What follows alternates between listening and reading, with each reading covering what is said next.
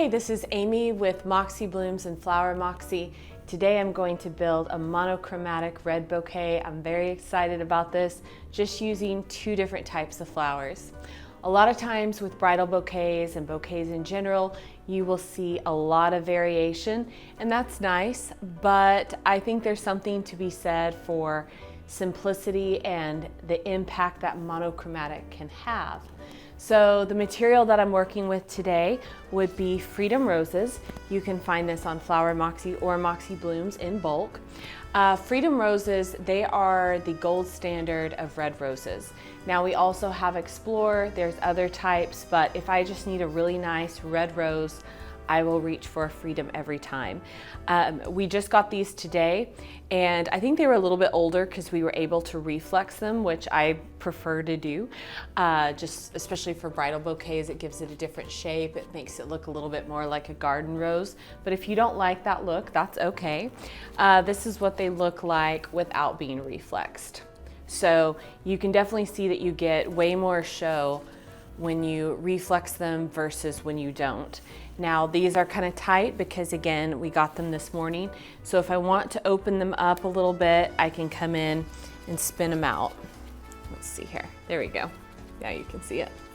And this just helps open them, or you can take a blow dryer, put it on its cool setting, blow into the heads of these, and it helps open it. So they're pretty tight, but that's a way that us florists will open a rose when they're kind of closed up. But when you have a lot to open, the blow dryer trick helps me just make sure you turn off the heating element. Okay, so the other flower that we're going to be working today is the Anthurium, which I'm so thrilled that we are now offering on Moxie Blooms. Now we only sell this in bulk because they need to be shipped in a very specific way. So if I were just to, get a bundle of these and ship them with greenery and roses and carnations, they would easily get damaged. But they come individually sleeved in a nice padded box with newspaper shreds and like quilting. So they're long lasting, but they are delicate. So before we start, I just want to give you a little bit of information about these guys. This is the dark red, and this is the Choco, or I believe they call the cognac. So this is more of a burgundy. This is more of a dark red, not quite primary. When you get them, I always dunk the heads for several hours in a water bath before I cut the end of the stems. This is because the Anthurium absorbs moisture from the back of the petal. Don't do this if you have softened water. You'll need to get spring water or distilled. One thing that's very important is don't ever touch the spadix. This is this phallic looking thing. The reason being is the oils on your hand will cause the entire spadix to go brown. So I brought some home, and my spouse thought they were very interesting. I think pretty much touched every single one of them, and by the end of the day they were brown, and he was horrified. He's like, I didn't know, it just looks so interesting. So yes, it will turn them brown, but they will last for weeks. There's a lot of different ways I can build this. I think that an armature might be the smartest way to go, but I want to experiment by building it in the spiral method.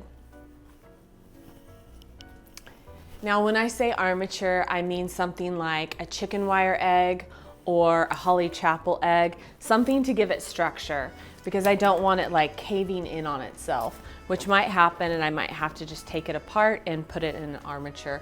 And that's okay because you can see me fail. Actually, it's not failing, it's learning. So I've stripped these down. I still have a few thorns, and if I have a thorn on a rose, I will take my snips and snip it off, or I'll use my thumb to push it off. Typically, Freedoms don't have a ton of thorns. I'm gonna hold off on pulling in the Anthurium until I build like my spiral with my roses.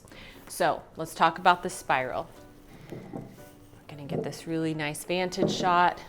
It really intimidates people, and I get it. But the thing is it's just muscle memory, and it's going in the same direction.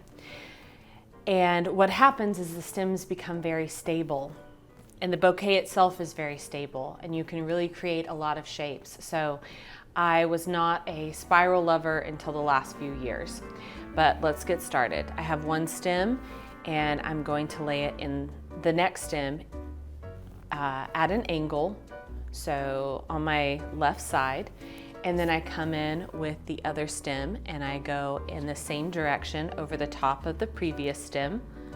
So you see what's happening? And I'm gathering it up with my left hand. And you can grab it and you can twist it. And the stems are always going in the same direction. So you really start seeing that spiral.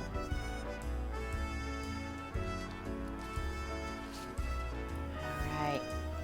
So it's very roundy-moundy right now, and that's okay. I will adjust this. I think I will want it to look a little bit different, a little bit more organic. So maybe I can kind of start finding that shape as I'm building.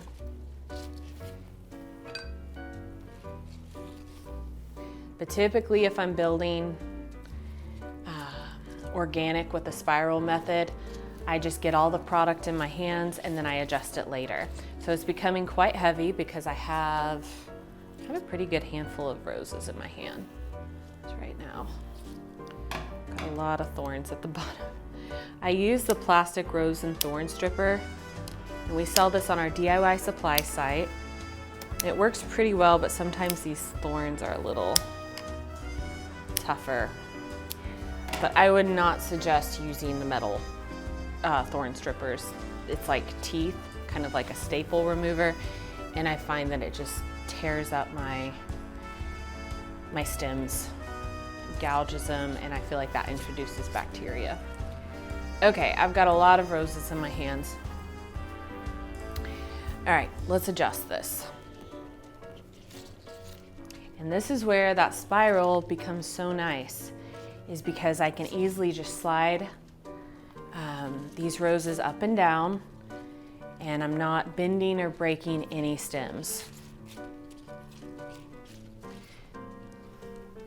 All right, I like the shape of this. It's kind of organic. I don't know where I'm going with this. I didn't have an inspiration picture, but we got these anthuriums in. I'm very excited about them. Ooh, I like that one. Yeah. I'm really, so I had this thing where I didn't like all rose bouquets because I built them so much as a new florist. And basically it was all just roundy moundy, which is fine.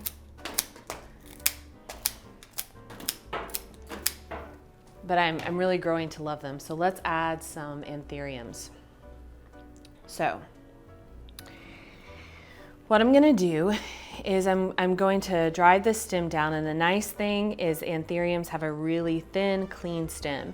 So I'm gonna relax my hand a little bit, and because they're in a spiral, even if I relax my hand and lose the formation, stems aren't going anywhere. They're still in this really nice, safe space. So all I would have to do is adjust them.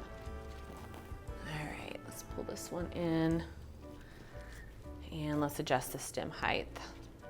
I don't want the anthurium really pressing against a rose. I want it to float above. And I'm looking here at the direction of the stems, and I'm wanting that anthurium to follow the direction. So even though I didn't pull in the anthurium as I was building it, I can still put it in afterwards, just making sure it's going the same direction. So I don't break anything. And I think I'm gonna concentrate these Choco ones on one side and then pull the dark reds on the other. So yeah, you see kind of how that anthurium was getting a little pressed by this rose. It's just a matter of adjustment. Oh my gosh, I'm loving this. Yes. Okay.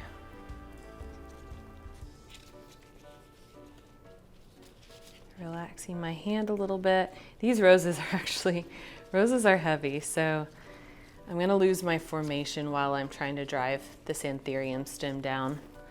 But I have to be careful, I don't wanna break it.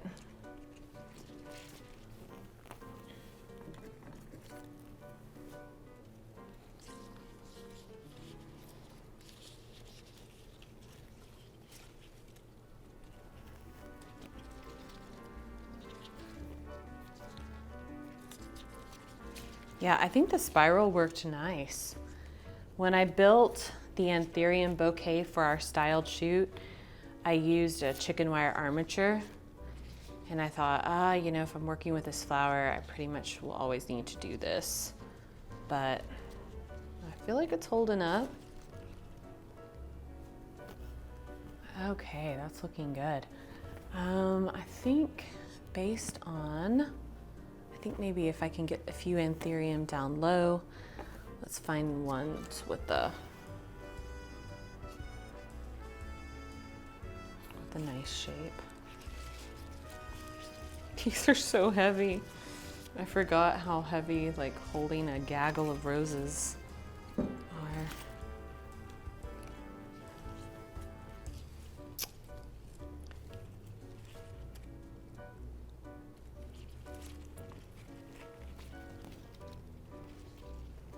Okay, I feel like I have enough Anthurium in here because I don't want it so loaded that that's all you see. I'm going to need to go look in the mirror at this, make some adjustments, and then I'll tie it off and we'll go from there. Okay, so I'm really close to where I want to be. I went to the mirror, adjusted a few things. I feel there's a little bit of weirdness because these are on the same planes. So what I'm gonna do is get a second opinion. This is something that I do anytime I'm in the studio with another designer, especially when it comes to the bridal bouquet. I'll look in the mirror, I'll look at it. Sometimes I feel like I've looked at something for too long and I want another set of eyes on it. And so I like the asymmetry, but I'm gonna have Callie take a look at this and give me some feedback and make some adjustments that I can't see. And this is something that you can do as a new florist or as a DIYer or as an experienced florist. Okay, well then I just messed up this one. Okay. So that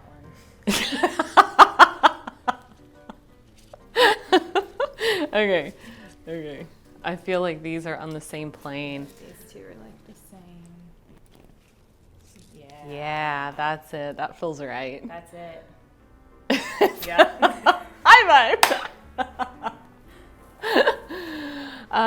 Yeah, welcome to our life at every single shoot that we do. Okay, so we've got the formation. I think I'm gonna go zip tie on this one. Can I get a zip tie?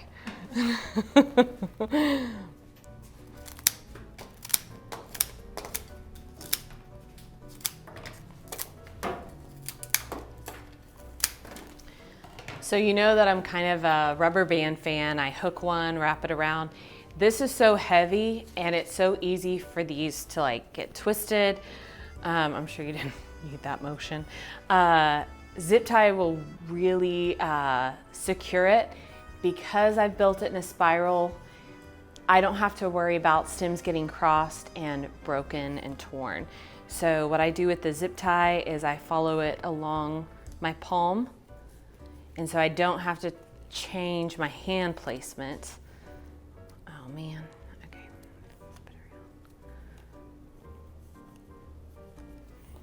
Okay, let's see here.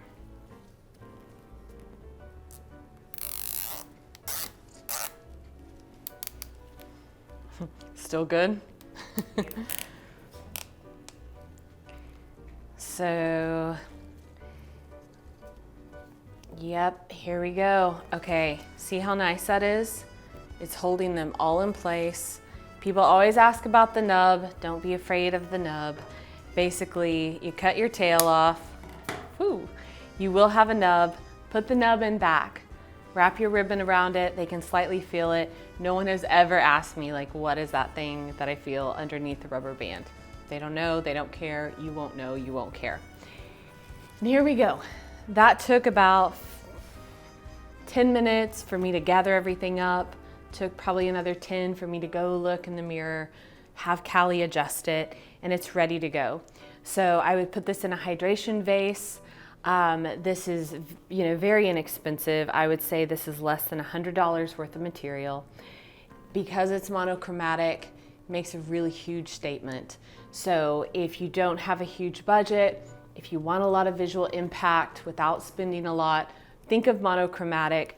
bring in a sexy flower like this Anthurium, and just stick with this basic rose. And it's all about the placement and the adjustment, maybe the way I reflect some of these roses, that gives it that visual interest. So if you have any questions, you know I love questions, requests, I will happily answer. Leave it in the comments below. Be sure to like and subscribe. That really helps us out as a small business. Visit flowermoxie.com and Moxie Blooms to shop your flowers. And thank you.